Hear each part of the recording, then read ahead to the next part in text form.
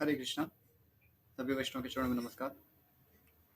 ओम अज्ञानतिमिरान्धस्य ज्ञानाञ्जनशलाकया चक्षुरुन्मीलितं येन तस्मै श्रीगुरवे नमः।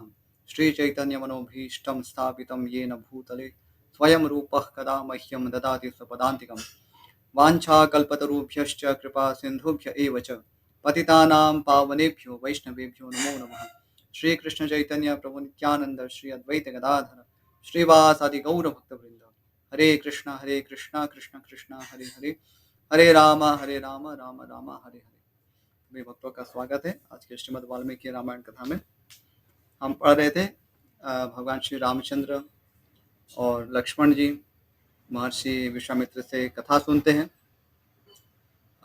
देवी अहल्या के विषय में, और कैसे देवराज इंद्र और देवी अहल्या दोनों को अभिशाप प्राप्त होता है। और इसके बाद गौतम मुनि के आश्रम पर भगवान श्री रामचंद्र पहुंचते हैं और उनसे आतिथ्य सत्कार प्राप्त कर कर अभी आगे की यात्रा शुरू करते हैं। तो अभी आगे का सर्ग 50 सर्ग 50वां सर्ग। श्री राम आदि का मिथिलागमन, राजा जनक द्वारा विश्वामित्र का सत्कार तथा उनका श्री राम और लक्ष्मण के विषय में जिज्ञासा करना एवं परिचय पाना। तदनंतर लक्ष्मण सहित श्री राम विश्वामित्र जी को आगे करके महर्षि गौतम के आश्रम से ईशान कोण की ओर चले और मिथिला नरेश के यज्ञ मंडप में जा पहुंचे। वहां लक्ष्मण सहित श्री राम ने मुनि श्रेष्ठ विश्वामित्र से कहा, महाभाग, महात्मा जनक के यज्ञ का समारोह तो बड़ा सुंदर दिखाई दे रहा है। यहाँ नाना देशों के निवासी सहस्रों ब्राह्मण जुटे हुए हैं जो वेदों के स्वाध्याय से शोभा पा रहे हैं। ऋषियों के बाड़े सैकड़ों छकड़ों से भरे दिखाई दे रहे हैं।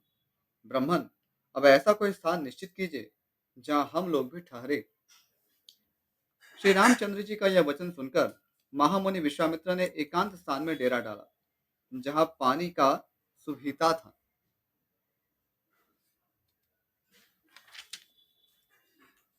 अनिंद्य आचार विचार वाले नृपश्रेष्ठ महाराज जनक ने जब सुना कि विश्वामित्र जी पधारे हैं, तब वे तुरंत अपने पुरोहित शतानंद को आगे करके अर्घ्य के लिए विनीत भाव से उनका स्वागत करने को चल दिया। तो ये आतिथ्य सत्कार में अर्घ्य प्रदान करना, पाद्य प्रदान करना, आचमनीय प्रदान करना, ये सारी विधि विशेष रूप से जो हमसे पूज्य हैं उनका विशेष सत्कार होता है, लेकिन सामान्य रूप से अर्घ्य इत्यादि जो है उससे स्वागत किया जाता है। उनके साथ अर्घ्य के लिए महात्मा ऋत्विज भी शीघ्रता पूर्वक चले। राजा ने विनीत भाव से सहसा आगे बढ़कर महर्षि की अगवानी की तथा धर्मशास्त्र के अनुसार विश्वामित्र को धर्मयुक्त अर्घ्य समर्पित किया।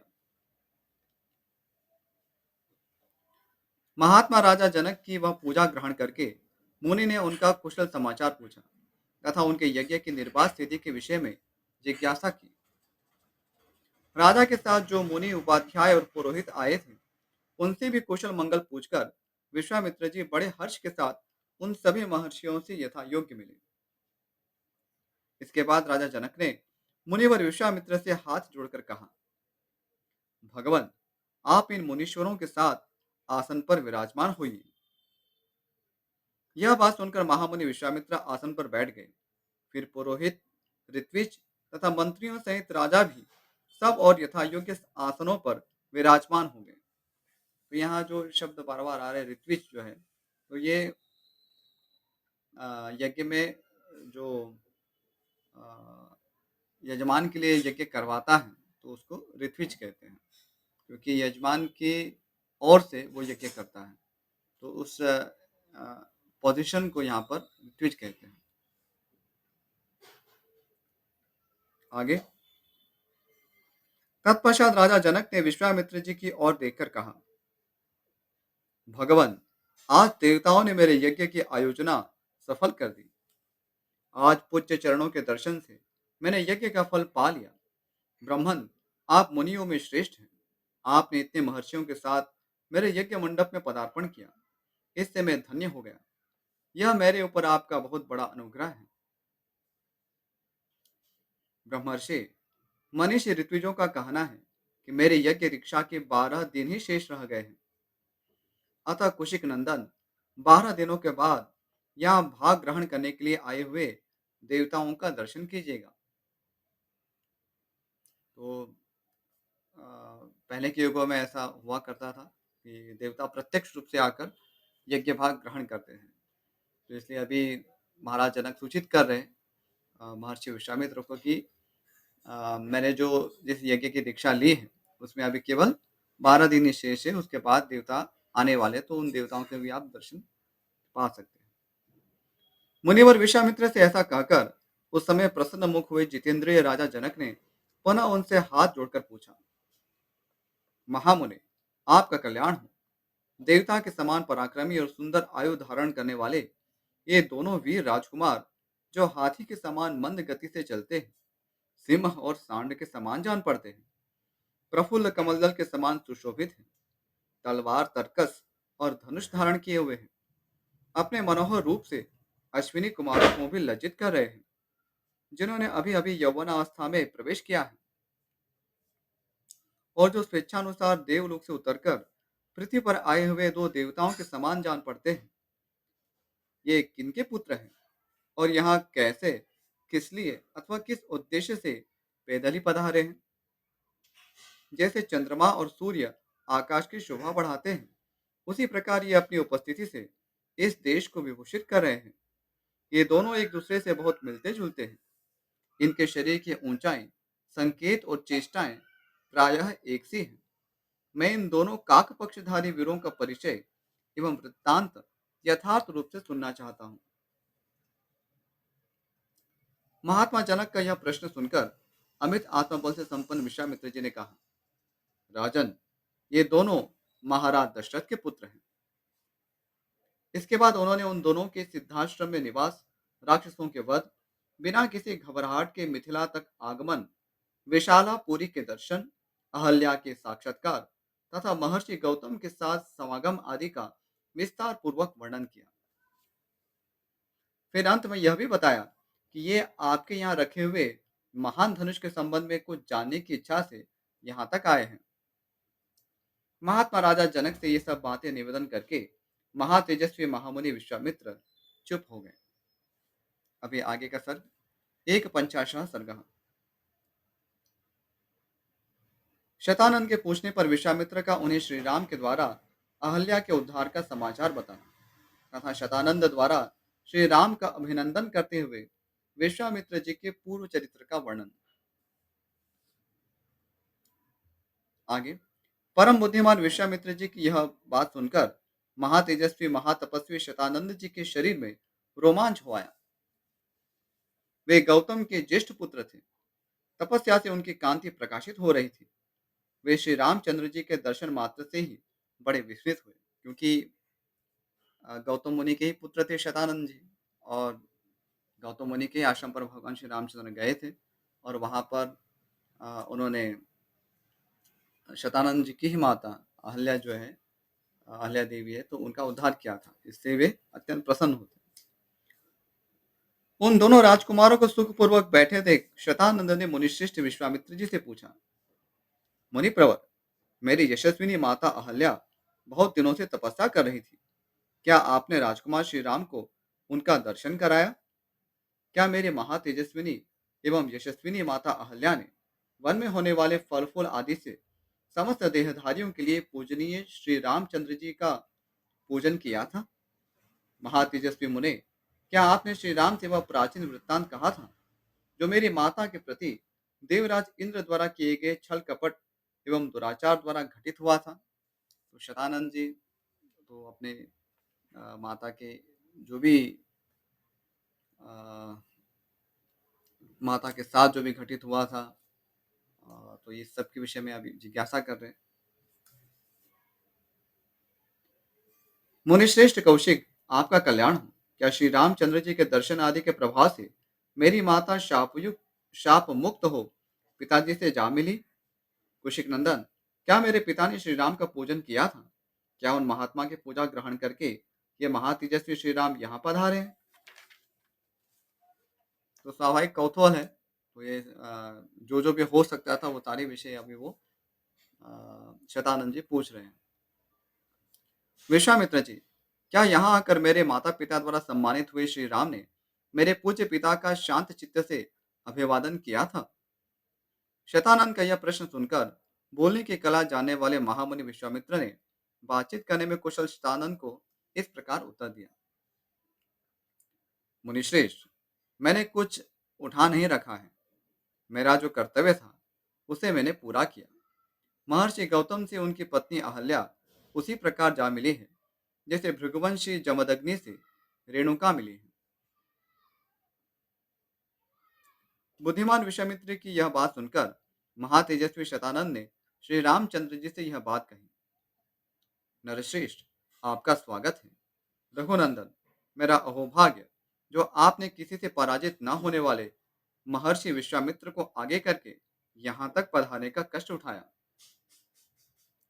महर्षि विश्वामित्र के कर्म अचिंत्य हैं। ये तपस्या से ब्रह्म ये तपस्या से ब्रह्मर्षि पद को प्राप्त हुए हैं।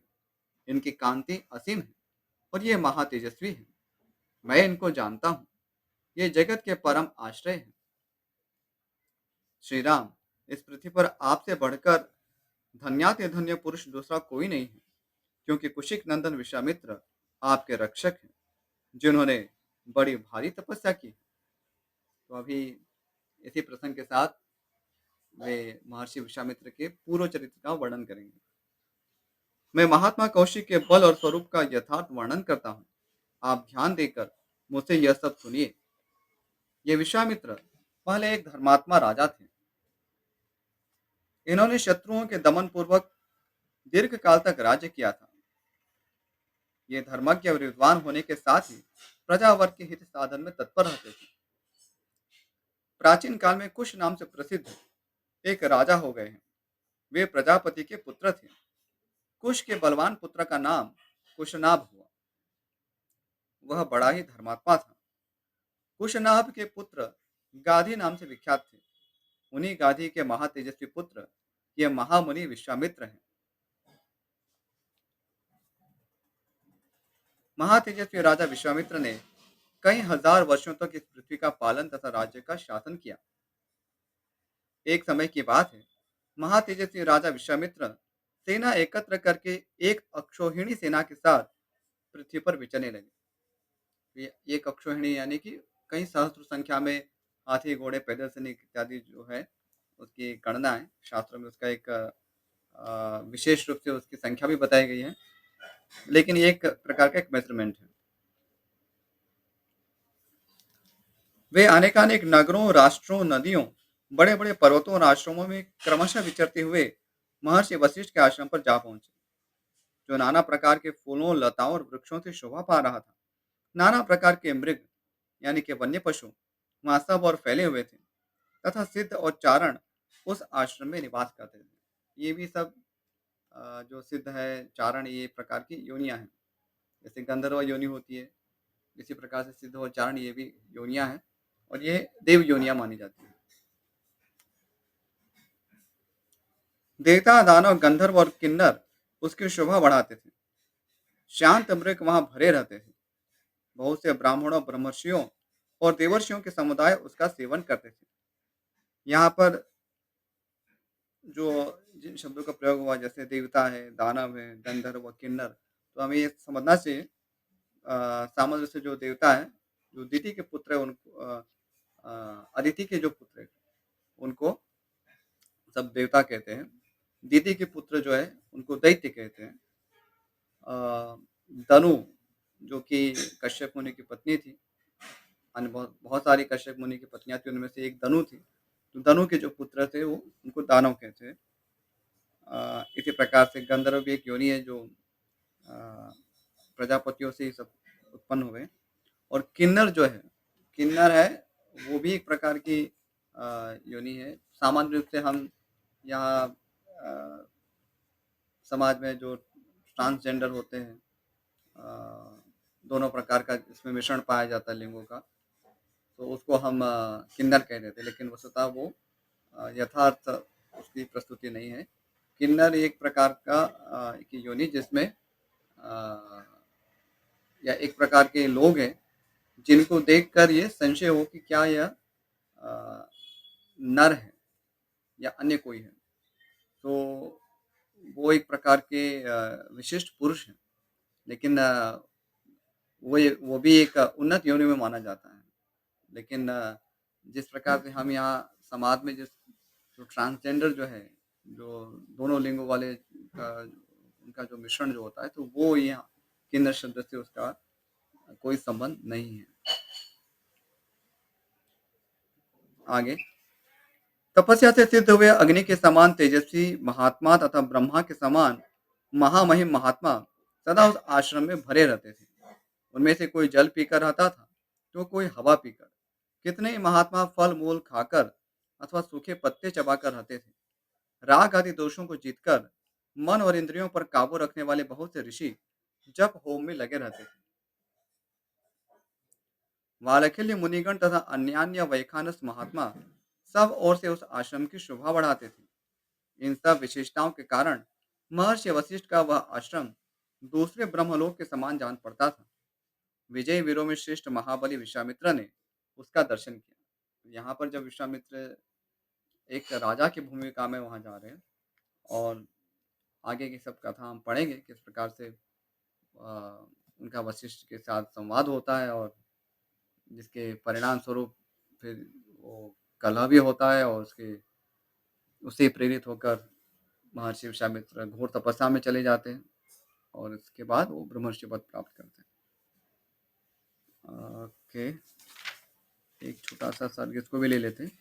द्विपंचाशः सर्गः, 92वां सर्ग। महर्षि वशिष्ठ द्वारा विश्वामित्र का सत्कार और कामधेनु को अभिष्ट वस्तुओं की सृष्टि करने का आदेश। आगे, जब करने वालों में श्रेष्ठ वशिष्ठ का दर्शन करके महाबली वीर विश्वामित्र बड़े प्रसन्न हुए, और विनय पूर्वक उन्होंने उनके चरणों में प्रणाम किया। तो ये एटिकेट है। अ, समाज में एक सोशल हायरार्की भी है। जैसे क्षत्रिय है, तो वह ब्राह्मण को नमस्कार करेंगे। इसमें ये भाव नहीं कि हम इससे छोटे या बड़े हैं। ब्राह्मण यदि 10 वर्ष का भी हो, तो भी 100 वर्ष का क्षत्रिय उसे प्रणाम करेगा। ऐसा धर्मशास्त्रों में विधान है। तो अवस्था से केवल सम्मान जो है वो केवल शूद्र में पाया जाता है। लेकिन गुणों के कारण जो सम्मान है, तो वो वैदिक सभ्यता रही है। और जो उच्च वर्ण है, उसमें इसी प्रकार से उसमें व्यवहार होता है। ज्ञान का जिसमें विशेष रूप से सम्मान किया जाता है। अब ज्ञान कहने से जो हम टेक्निकल नॉलेज जिसे कहते हैं, जैसे आज जो इंजीनियर्स इत्यादि जो है, या कोई स्किल्स है, तो वो उसमें ज्ञान की श्रेणी में वो नहीं आता, क्योंकि वो इन्फीरियर नॉलेज है। तो नॉलेज में भी हायरार्की है, यानी श्रेणियाँ हैं, उच्च नीच उच्च भाव है। तो जहाँ पर बात हो रही है कि इस प्रकार जो स्किल्स की बात कर रहे हैं, या कुछ ऐसे टैलेंट की बात कर रहे हैं, तो ये सब जो है वो फॉर एग्जांपल जैसे इंजीनियरिंग है, या इवन मेडिकल है, फॉर फॉर दैट मैटर। तो ये सारी चीज़ें जो है वो ज्ञान का लक्षण नहीं मानी जाती। तो वो निसंदेह उसका एक अपना समाज में स्थान है। लेकिन उसके कारण जो है एक सम्मान का जो विषय है, वो यहाँ पे नहीं देखा जाता है। ज्ञान अर्थ विशेष रूप से भगवद गीता के 13वें अध्याय में उसका वर्णन हुआ है। बहुत सारे दिव्य गुण उसमें आते हैं, जिसमें सत्य, अहिंसा, ब्रह्मचर्य, वैराग्य, अनहंकार इत्यादि। तो ये विस्तार से उसका वर्णन है। शास्त्रों में निष्ठा, शास्त्र धर्म पालन में इतनी रुचि है, और जो विशेष रूप से जो अध्यात्म ज्ञान जो है, उसको यहाँ पर समझा जाता है। इसके कारण उनका विशेष सम्मान होता है। तपस्या है, तपस्या के कारण भी विशेष सम्मान होता है। अस्तु, तो यहाँ विश्वामित्र चूँकि अब एक राजा की भूमिका में है, तो वो उनको नमस्कार करते हैं, मुनिवर वशिष्ठ को। जब बुद्धिमान विश्वामित्र आसन पर विराजमान हुए, तब मुनिवर वशिष्ठ ने उन्हें विधिपूर्वक फल मूल का उपहार अर्पित किया। ये आतिथ्य धर्म है। जो कोई भी अतिथि घर पे आते हैं, तो उनको आसन प्रदान करना, जल प्रदान करना, और भोजन प्रदान करना धर्मशास्त्र में विधान है कि यदि कुछ नहीं है तो कम से कम आसन प्रदान करना चाहिए, जल प्रदान करना चाहिए। इतना तो दे सकते हैं, और कुछ उतना भी यदि नहीं बन रहा है, तो कम से कम कुछ मीठे वचन बोलने चाहिए कि हमारा सौभाग्य आप यहाँ पधारे, हम आपकी क्या सेवा करें इत्यादि करके कम से कम वैसे आसन और जल तो संभव ही होता है, इतना तो हम कर ही सकते हैं, इतना करना चाहिए। वशिष्ठ जी से ये वह आतिथ्य सत्कार ग्रहण करके राज शिरोमणि महातेजस्वी विश्वामित्र ने उनके तप, अग्निहोत्र, शिष्य वर्ग और लता वृक्ष आदि का कुशल समाचार पूछा। यहाँ पर महर्षि विश्वामित्र उनसे केवल उनके तपस्या या उनके जो शिष्य वर्गों का कुशल क्षेम इतना ही नहीं पूछ रहे, लेकिन आश्रम के में जो भी लता वृक्ष आदि हैं, उस सबके विषय में भी प्रश्न पूछ रहे हैं। तो सबे भवन्तु सुखिनः ये जो हमारा मंत्र है, तो इसमें सबे भवन्तु सुखिनः में केवल मनुष्य नहीं आते हैं, समस्त जीव जंतु जो है सृष्टि में उन सभी का उसमें समावेश है। और राजा के कर्तव्य कि सभी प्राणियों की सुरक्षा हो, उनका हित हो। तो आज की तरह जो हम केवल मनुष्यों का ही प्लानिंग करते हैं, तो इस प्रकार से विचार नहीं है। राजा अर्थात उस पे उसको ये इंश्योर करना है कि अ, उसके राज्य में जो भी जीव है, जीव सृष्टि है, जिसमें मनुष्य से लेकर जो भी चींटी तक जो भी जीव जंतु सभी का उसमें पोषण हो। आगे फिर वशिष्ठ जी ने उन नृपश्रेष्ठ से सबके सकुशल होने की बात बताई। फिर जप करने वालों में श्रेष्ठ ब्रह्मकुमार महातपस्वी वशिष्ठ ने वहां सुखपूर्वक बैठे हुए राजा विश्वामित्र से इस प्रकार पूछा। राजन, तुम सकुशल तो हो ना? धर्मात्मा नरेश, क्या तुम धर्म पूर्वक प्रजा को प्रसन्न रखते हुए राजोचित रीति नीति से प्रजा वर्ग का पालन करते हो? यहाँ पर ये किसी का कुशल क्षेम भी पूछना है, विशेष रूप से यहाँ पे राजा का कुशल क्षेम पूछना है, तो किस प्रकार से पूछना चाहिए बताया जा रहा है। तो धर्म पूर्वक क्या आप प्रजा को प्रसन्न रख रहे हैं, ये प्रश्न है। तो ऐसा नहीं कि प्रजा को खाली प्रसन्न रखना है, लेकिन धर्म पूर्वक प्रसन्न रखना होता है। तो ये राजा को जानना होता है। जैसे कई बार लोग कहते हैं कि कोई नेता यदि उनको कुछ थोड़े अच्छे गुण दिखते हैं तो सोचते हैं कि ये राजर्षि लग रहे हैं। तो ऐसा नहीं है। राजर्षि जो है उसको समझने के लिए पहले तो ये सारे गुण होने चाहिए कि धर्म का ज्ञान होना चाहिए। कि धर्म का ज्ञान होगा तभी फिर धर्म के अनुसार प्रजा को प्रसन्न रहेगा। अन्यथा अ, ऐसे भी नेता है जो मतलब अपने जो वोटर्स होते हैं उनको अ, मांस मदिरा इत्यादि उनको प्रदान करते हैं, अंडे प्रदान करते हैं और इससे उनको प्रसन्न रखने का प्रयास करते हैं। तो वो वस्तुतः वास्तविक नेता नहीं है, राजा नहीं है। आगे शत्रुसूदन, क्या तुमने अपने भृत्यों का अच्छी तरह भरण पोषण किया है? क्या वे तुम्हारी आज्ञा के अधीन रहते हैं? क्या तुमने समस्त शत्रुओं पर विजय पा ली है? तो राजा के लिए ये सारी चीजें मैंडेटरी है। उसको हमेशा इंश्योर करना है कि उनके जो अधीन भृत्य है उनका अच्छी तरह से पालन पोषण हो, अ, वो उनकी आज्ञा के अधीन रहे। इस प्रकार का उस राजा का आचरण होना चाहिए और शत्रुओं पर भी दृष्टि रखनी होती है, उन पे विजय पाते रहना होता है, अन्यथा राज्य पे संकट आ सकता है। आगे शत्रुओं का संताप देने वाले पुरुष सिंह निष्पाप नरेश, क्या तुम्हारी सेना कोष मित्रवर्ग तथा पुत्र पौत्र आदि सब सकुशल है? तब महातेजस्वी राजा विश्वामित्र ने विनयशील महर्षि वशिष्ठ को उत्तर दिया, हाँ भगवान, मेरे यहाँ सर्वत्र कुशल है। तत्पश्चात वे दोनों धर्मात्मा पुरुष बड़ी प्रसन्नता के साथ बहुत देर तक परस्पर वार्तालाप करते रहे। उस समय एक का दूसरे के साथ बड़ा प्रेम हो गया। तो बहुत ही मधुर संवाद हो रहा है अभी तक तो। रघुनंदन, बातचीत करने के पश्चात भगवान वशिष्ठ ने विश्वामित्र से हंसते हुए से इस प्रकार कहा, महाबली नरेश, तुम्हारा प्रभाव असीम है। मैं तुम्हारा और तुम्हारी सेना का यथा योग्य आतिथ्य सत्कार करना चाहता हूँ। तुम मेरे इस अनुरोध को स्वीकार करो। राजन, तुम अतिथियों में श्रेष्ठ हो, इसलिए यत्नपूर्वक तुम्हारा सत्कार करना मेरा कर्तव्य है। अतः मेरे द्वारा किए गए इस सत्कार को तुम ग्रहण करो।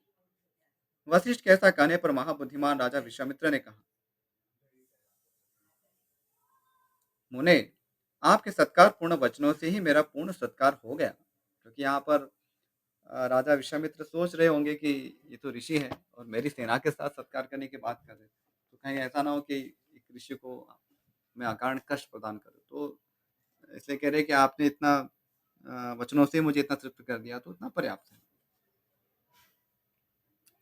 भगवान, आपके आश्रम पर जो विद्यमान है उन फल-मूल, पाती और आचमनी आदि वस्तुओं से मेरा भली-भाँति आदर-सत्कार हुआ है। सबसे बढ़कर जो आपका दर्शन हुआ, इसी से मेरी पूजा हो गई। महाज्ञानी महर्षि, आप सर्वथा मेरे पूजनीय हैं, तो भी आपने मेरा भली-भाँति पूजन किया। आपको नमस्कार है। अब मैं यहाँ से जाऊँगा। आप मैत्रीपूर्ण दृष्टि से मेरी ओर देखिए। बहुत सुंदर संवाद है देखिए महर्षि विश्वामित्र जब राजा की भूमिका में तो अपने सोशल जो उनका पोज़ीशन है, उसके अनुसार वो प्रत्युत्तर भी देते हैं कि आप वस्तुतः आप मेरे लिए पूजनीय हैं, वशिष्ठ को कह रहे हैं। लेकिन फिर भी आपने मेरा पूजन किया तो वो तो आप बहुत ही महात्मा हैं कि धर्म का आप इस प्रकार से पालन करते हैं और आपको नमस्कार है और हमेशा मेरी और मित्र की तरह आप देखते रहिए। ऐसा कहते हुए राजा विश्वामित्र से उदारचेता धर्मात्मा वशिष्ठ ने निमंत्रण स्वीकार करने के लिए बारंबार आग्रह किया, पर इस पर वशिष्ठ मुनि स्वीकार नहीं किए कि नहीं, मुझे आपका स्वीकार आसानी से सत्कार विस्तार के साथ करना चाहता हूँ। तब गाधी नंदन विश्वामित्र ने उन्हें उत्तर देते हुए कहा, बहुत अच्छा, मुझे आपकी आज्ञा स्वीकार है। मुनि प्रवर, आप मेरे पूज्य हैं, आपकी जैसी रुचि हो, आपको जो प्रिय लगे वही हो। राजा के ऐसा कहने पर जप करने वालों में श्रेष्ठ मुनिवर वशिष्ठ बड़े प्रसन्न हुए। उन्होंने अपनी उस चितकबरी होम धेनु को बुलाया, जिसके पाप अथवा मैल धुल गए थे। वह कामधेनु थी। अब गौ माता है तो उनका तो कोई पाप का प्रश्न ही नहीं होता, लेकिन यहाँ पर अत्यंत वो शुद्ध अवस्था में थी। उसे बुलाकर ऋषि ने कहा, शबले, शीघ्र आओ, आओ और मेरी यह बात सुनो। मैंने सेना सहित इन राजर्षि का महाराजाओं के योग्य उत्तम भोजन आदि के द्वारा आतिथ्य सत्कार करने का निश्चय किया है। तुम मेरे इस मनोरथ को सफल करो।